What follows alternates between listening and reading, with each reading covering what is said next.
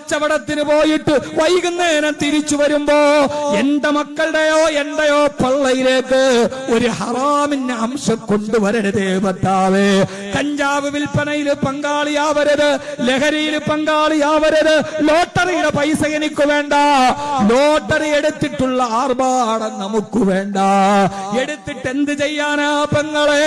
പടച്ചോനോട് ദുആ ചെയ്ത റബ്ബേ, ആർഭാടം നിറഞ്ഞ ഒരു ജീവിതം ഞങ്ങൾക്ക് കിട്ടിയില്ലെങ്കിലും, ആർഭാടവും ആഡംബരവും നിറഞ്ഞ ജീവിതം തന്നില്ലെങ്കിലും മാരക രോഗമുള്ളൊരു ജീവിതം തരല്ലേ റഹ്മാനേ എന്ന് ദുആ ചെയ്താ മതി.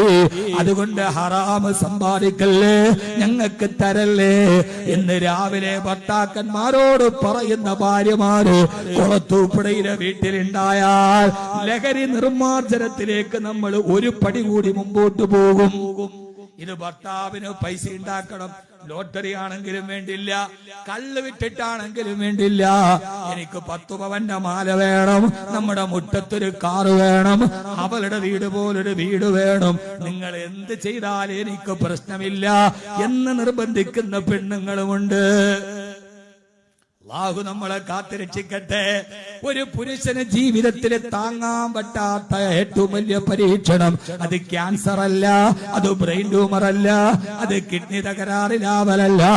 ഹബീബായ നബി സല്ലല്ലാഹു അലൈഹി വസല്ലമ പറഞ്ഞത്, ആഡംബരം ഇഷ്ടപ്പെടുന്ന പെണ്ണുങ്ങൾ അവന്റെ ജീവിതത്തിൽ വരലാ.